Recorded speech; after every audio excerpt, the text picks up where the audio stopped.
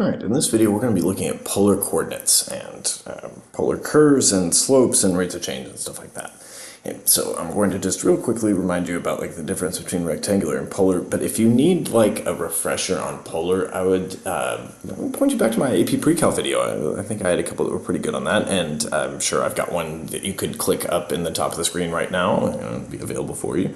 But just to remind you, rectangular is like the old-fashioned XY system where, you know, the name of a point is given by its X coordinate and its Y coordinate, so this point would be like the point 3 and 4.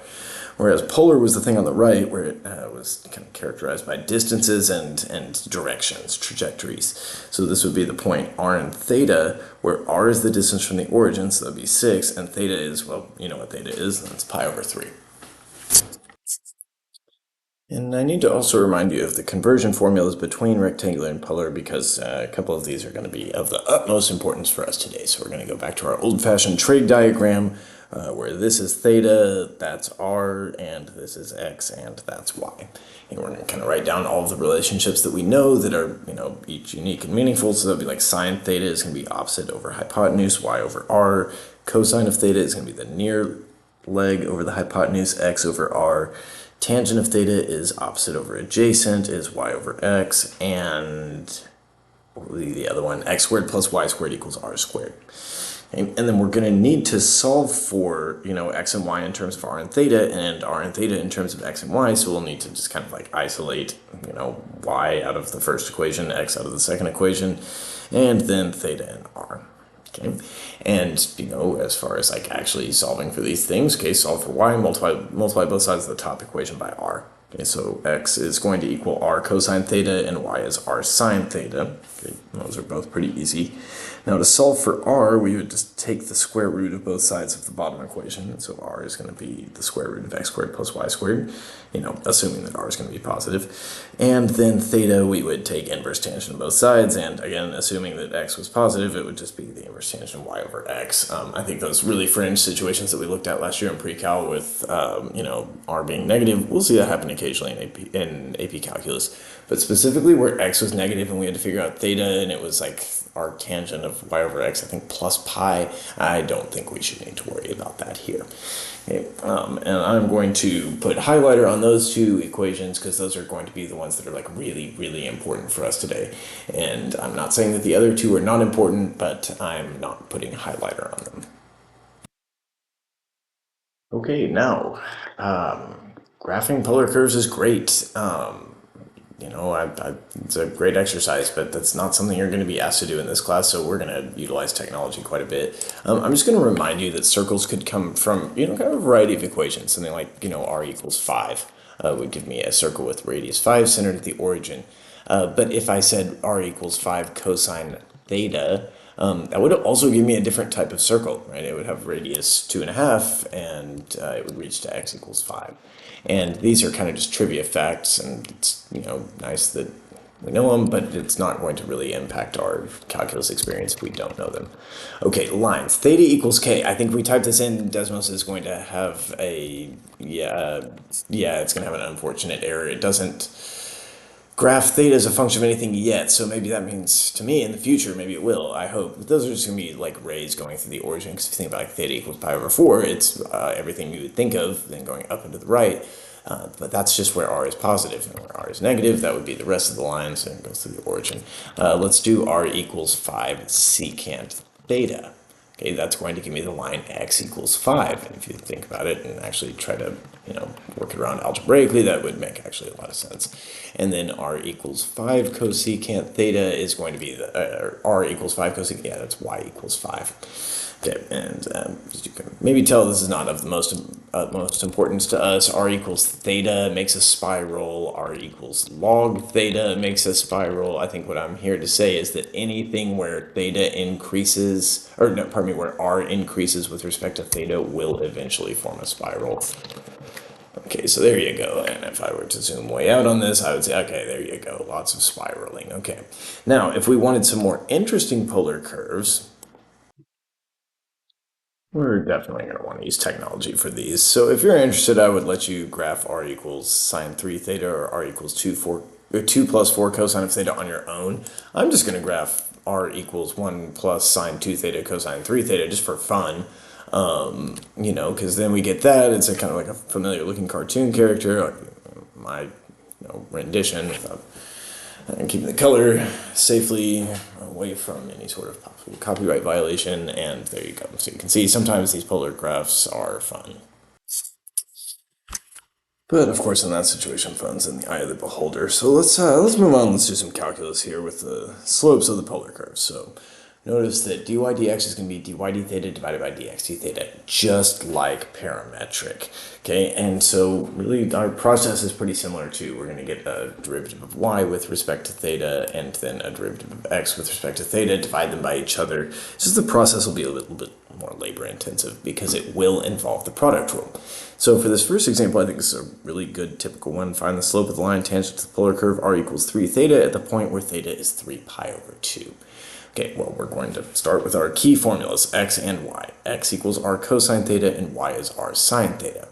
And r is 3 theta, so I'm going to have x equals 3 theta cosine theta, and y is going to equal 3 theta sine theta.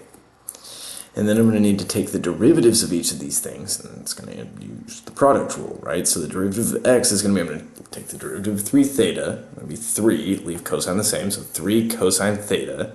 And then I'm going to be taking the derivative of cosine and leaving the 3 theta the same, so minus 3 theta sine theta.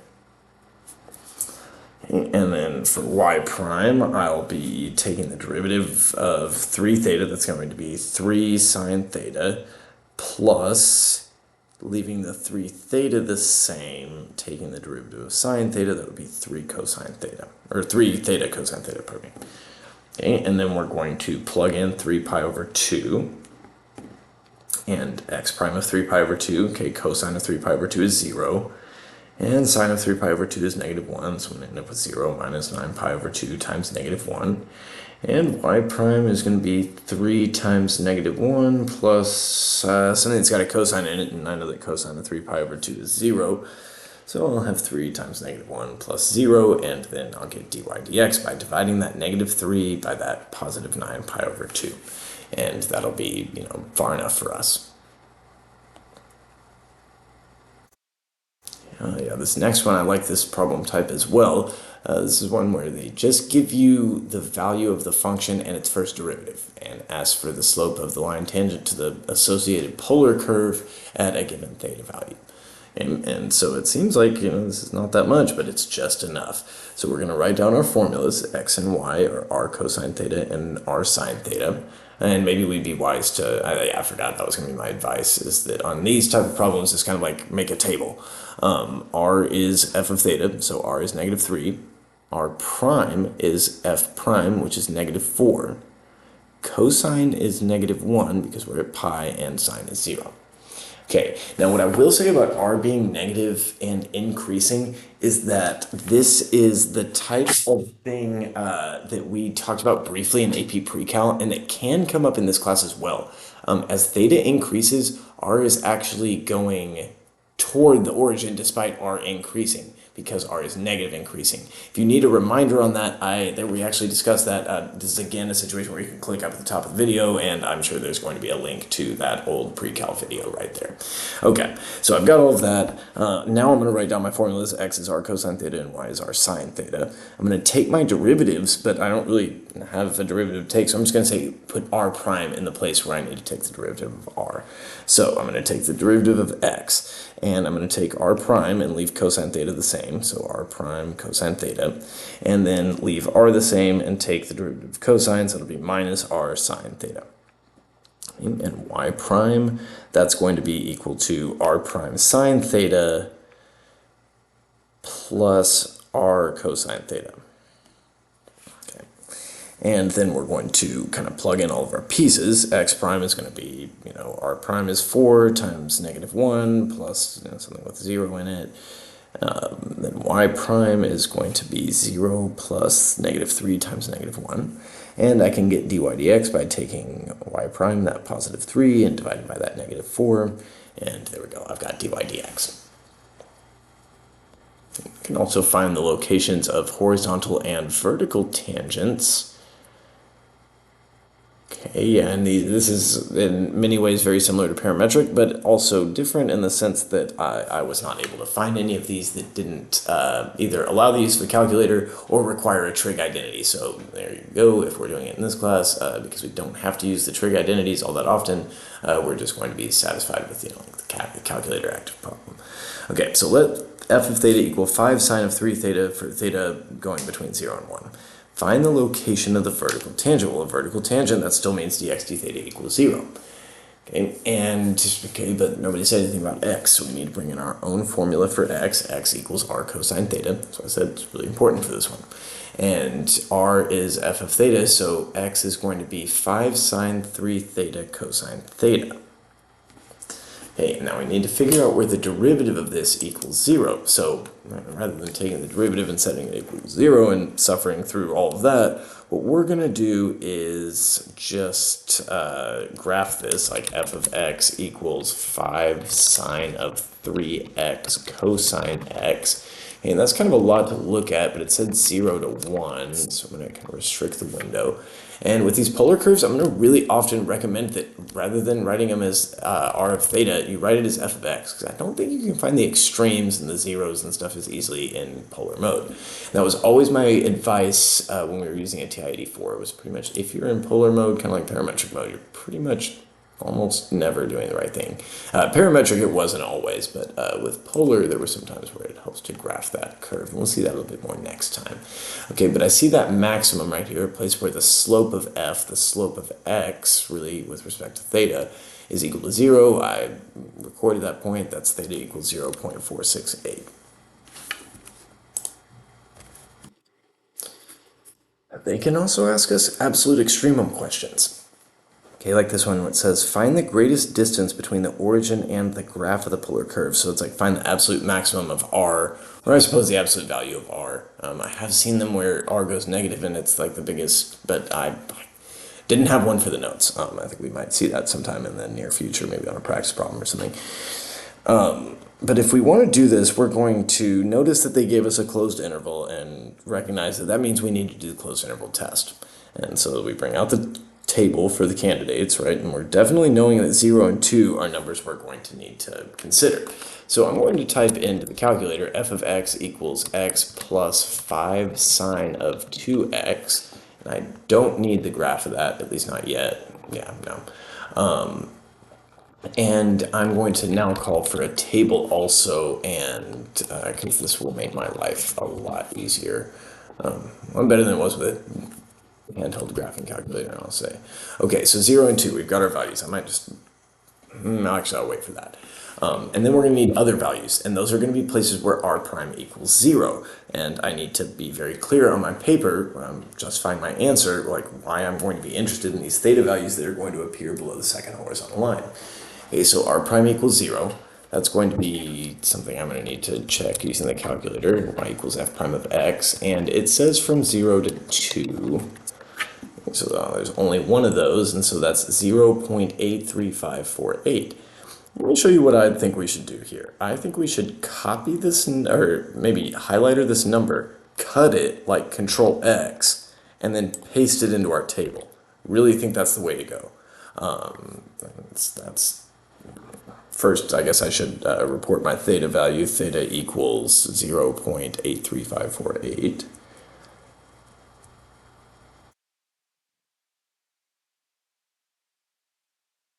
Okay, and then I'm just going to copy in the numbers from the table, 0, negative 1.784, and 5.810. Okay, now I've got all of my values and the reason I'm interested in them. I'm going to find the greatest distance, okay, and really thinking about what they're asking for, not the theta value, but the distance itself. Greatest distance is going to be 5.810.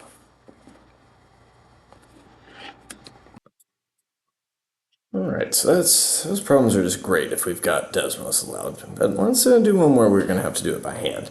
So this one does not allow the use of calculator. At what value of theta between 0 and 2 pi is the polar curve closest to the origin? Justify your answer. Alright, so definitely going to want to check 0 and 2 pi. So 3 plus 0 minus 2 sine of 0. Okay, well sine of 0 is 0, so that's going to be r equals 3. And then when theta equals 2 pi, I'll have 3 plus 2 pi minus, okay, well, sine of 2 pi is going to be the same as sine of 0, which is going to be 0.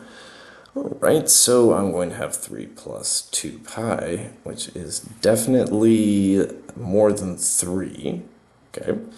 And then I'm going to be interested in where r prime equals 0. Well, r prime is going to equal 1 minus 2 cosine theta. And if we're interested in where that equals 0, that's going to be where cosine theta is 1/2. Okay, I haven't solved an equation like this in a while, so I'm going to make myself a little diagram. Think about cosine being 1/2. That's going to be up here at pi over 3 and negative pi over 3. Okay, but we're saying 0 to 2 pi, so pi over 3 and 5 pi over 3.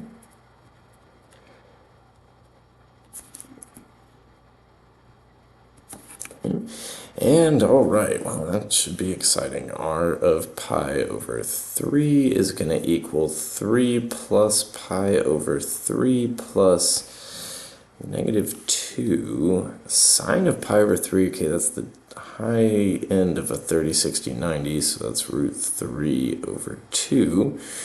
Okay, so that's 3 plus pi over 3 minus square root of 3. Okay, well, that is the question. I think that's going to be less than 3.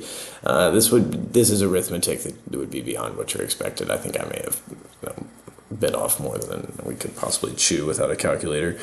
But let's just look. R of 5 pi over 3 is going to equal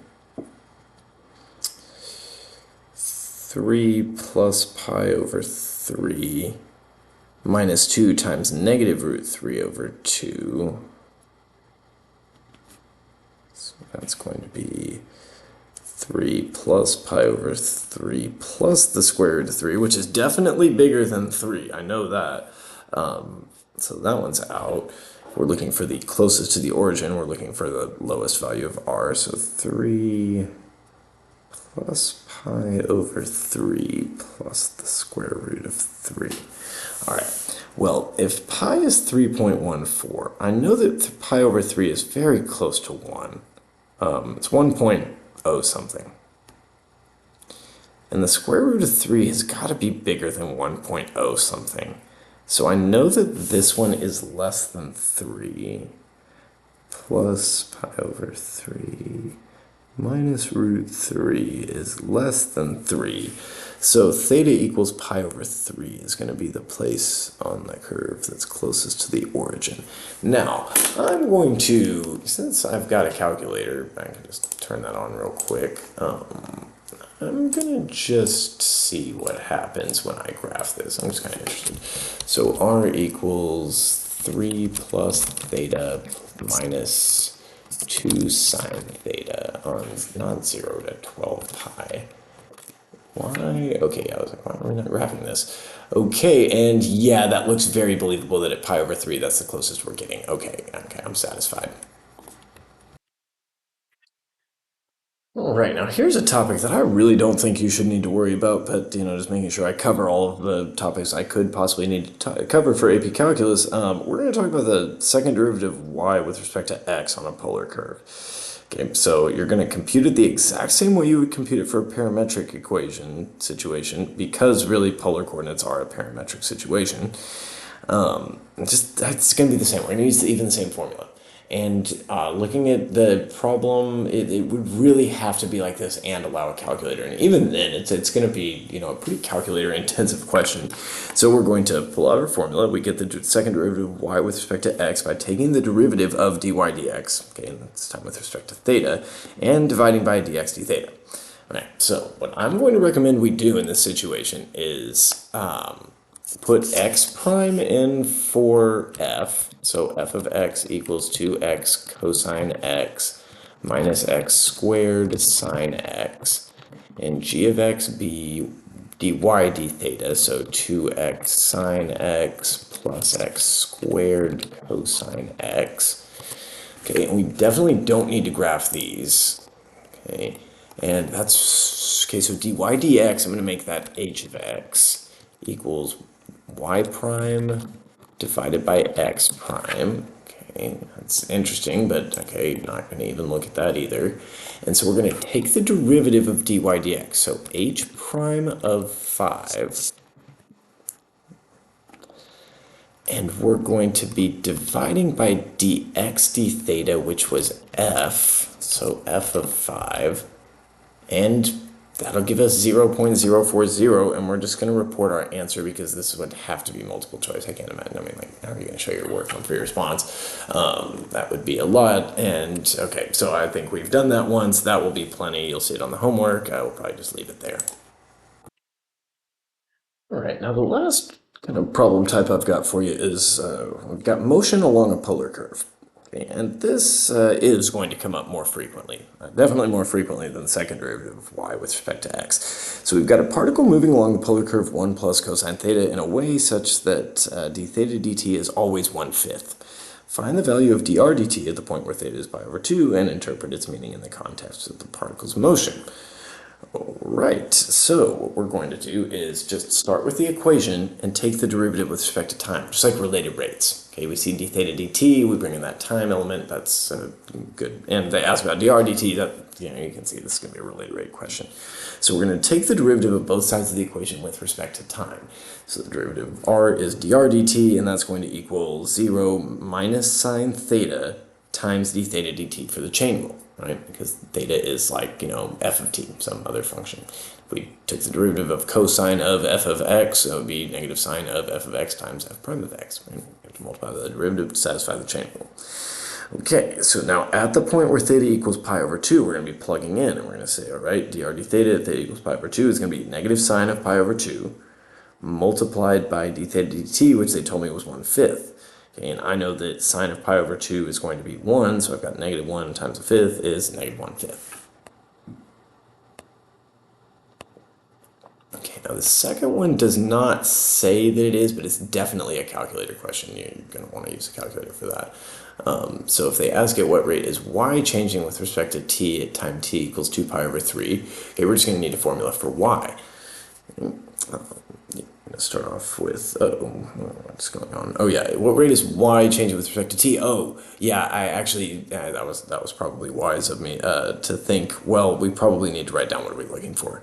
We're going to look for dy dt at the point where theta is 2 pi over 3. And so if we're going to get dy dt, we need to write down a formula for y. And y is r sine theta, and r is theta squared, so I've got y equals theta squared sine theta. Yeah, and that's what I need to find the derivative of with respect to time. Now we could go in and just take the derivative with respect to t, and every time we took the derivative of something with respect to theta, we could remember that there was going to be a d theta dt involved. But with the product rule, that can get a little bit messy. So what I'm going to remind you of is the chain rule in its more general sense, that dy dt is going to be dy d theta times d theta dt. And they told us that, again, d theta dt is always 2. So we should be able to do this by just finding the derivative of theta squared sine theta with respect to theta at 2 pi over 3, and then multiplying that by 2 for the chain rule.